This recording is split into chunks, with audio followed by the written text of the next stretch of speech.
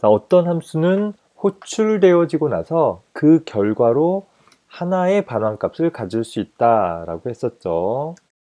앞서서 우리가 함수 다루면서 몇 가지 용어들을 정의했었는데, 함수를 구동시키는 일을 호출한다.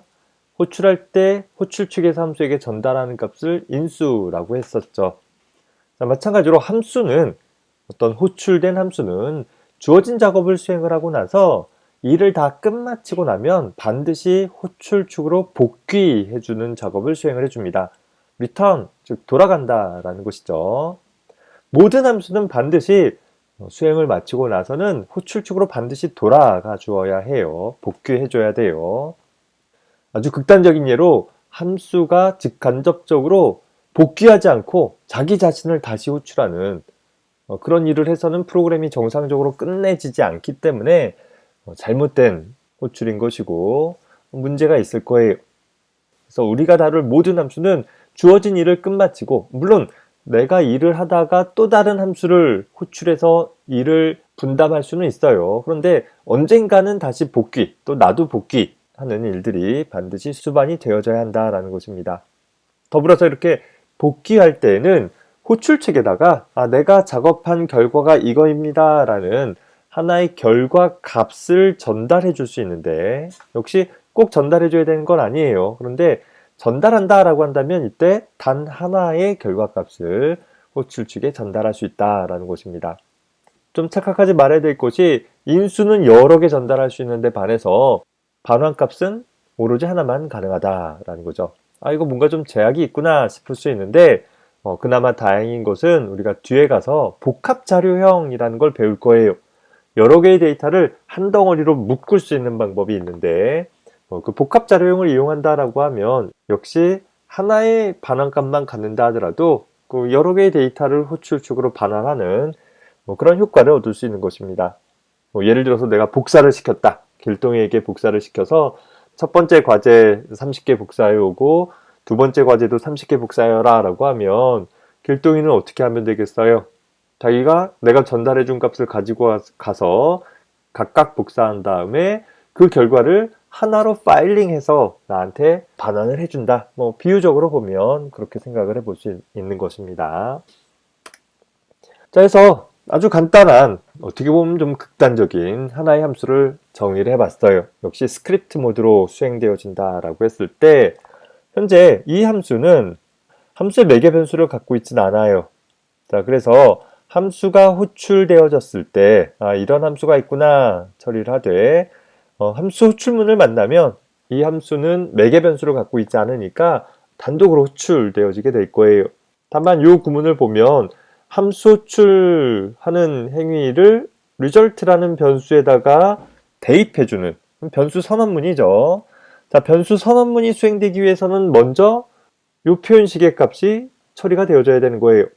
우리 뒤에 가서 다루겠지만 이 equal이라는 사인은 오른쪽 표현식을 왼쪽에다 집어넣는 것이 아니라 오른쪽 표현식의 결과값을 왼쪽에다가 집어넣는 일을 수행을 한다라는 거예요. 그래서 먼저 오른쪽 표현식의 결과값을 만들어내는 일을 먼저 처리해 주게 되는 것이, 즉 함수 호출의 결과값을 result에다가 result라는 변수의 초기값으로 할당을 해주게 되는 것이죠. 자, 그래서 현재 show라는 함수 호출문을 만나면 함수 호출이 일어나서 함수의 몸체 쪽으로, 함수의 정의 쪽으로 제어의 흐름이 이동하게 될 거예요.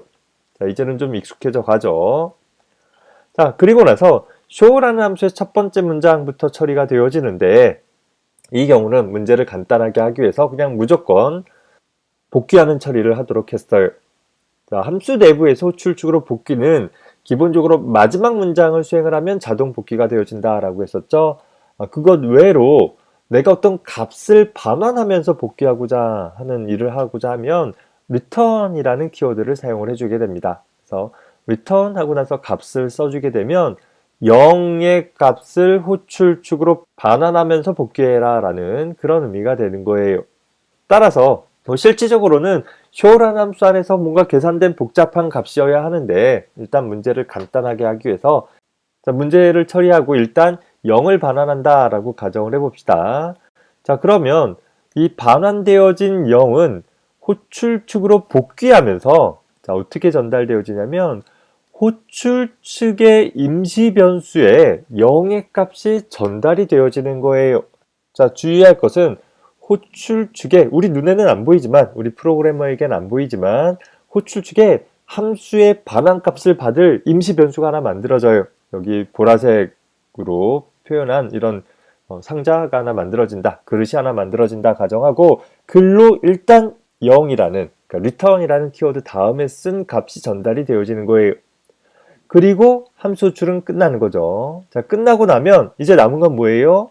result는 함수 호출 형태가 아니라 이 아래쪽에 있는 것처럼 result는 show 가로가로가 아니라 이제 함수 호출은 끝났으니까 그 함수 호출된 결과로 0이라는 값이 그 자리를 대체하고 있는 거예요.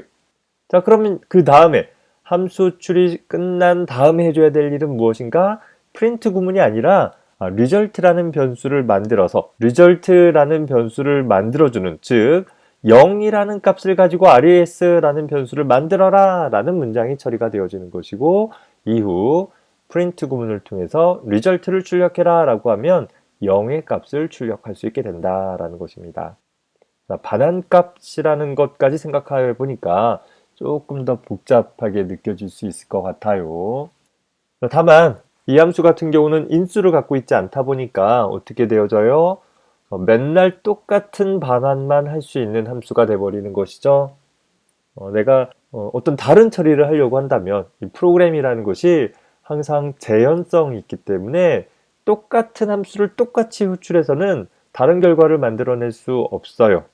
내가 show라는 함수를 아무 인수 없이 호출했다라고 하면 그 안에서 매번 달라지는 값을 만들어내는 일은 기본적으로는 가능하지 않다라는 거죠. 그래서 그냥 간단한 예로 무조건 0을 반환하는 형태로 구성을 해봤습니다. 자, 좀 더 일반적인 형태를 살펴봅시다. 우리 앞에서 매개 변수가 없는 함수, 또 매개 변수만 있는 함수, 또 반환값만 있는 함수에 대해서 살펴봤어요. 자, 마지막 경우이고 가장 일반적인 형태인데 이제는 매개 변수도 있고 반환값도 있는 그런 함수를 살펴봅시다. 현재 show라는 함수가 있는데 이 show라는 함수는 현재 파라라는 매개 변수를 하나 갖고 있고 더불어 함수 내부에서 return이라는 문장도 갖고 있어요. 즉 함수 호출할 때 무엇인가 전달받을 수 있고 전달받은 값을 반환할 수 있다라는 것이죠. 자, 수행을 한번 살펴봅시다. 현재 프로그램 수행에서 제일 첫 번째로 수행할 것은 바로 요 show라는 함수 호출문이 되겠어요. 그래서 show라는 함수 호출문을 만나게 되면 이제 제어의 흐름이 함수의 몸체 쪽으로 전달되어지겠죠. 자, 그래서 현재 show라는 함수 몸체로 이동을 하면서 더불어서 인수로 사용한 11이라는 값이 매개 변수 파라로 값이 전달이 될 거예요. 자, 그리고 나선 그 전달받은 파라라는 변수를 가지고서 함수는 무엇인가 작업을 수행을 할 것이고 현재 return -파라라는 표현이 됐죠. 파라라는 변수의 값의 앞에 마이너스를 붙여준 거예요. 현재 파라라는 변수는 11이라는 값을 갖고 있으니까 마이너스 11이 되겠죠. 즉 마이너스 11을 이 함수의 반환값으로 호출 측에게 전달해 주어라 라는 것입니다.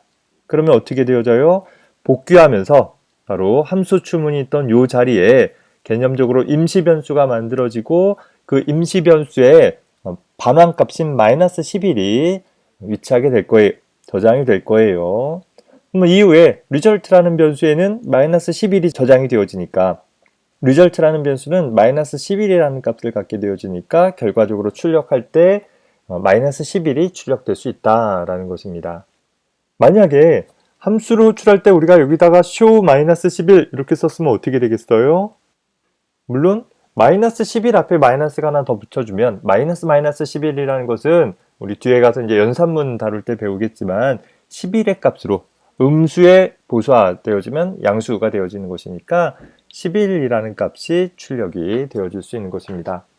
자, 아까 좀 전에 봤던 이제와 다른 점은 이제 내가 전달해 준 값을 가지고서 어떤 연산을 수행을 하고 그 결과를 반환해 주기 때문에 똑같은 함수이지만 똑같은 show라는 함수이지만 내가 11을 넘겼을 때와 마이너스 11을 넘겼을 때 서로 다른 결과값들을 반환받을 수 있다라는 것이에요.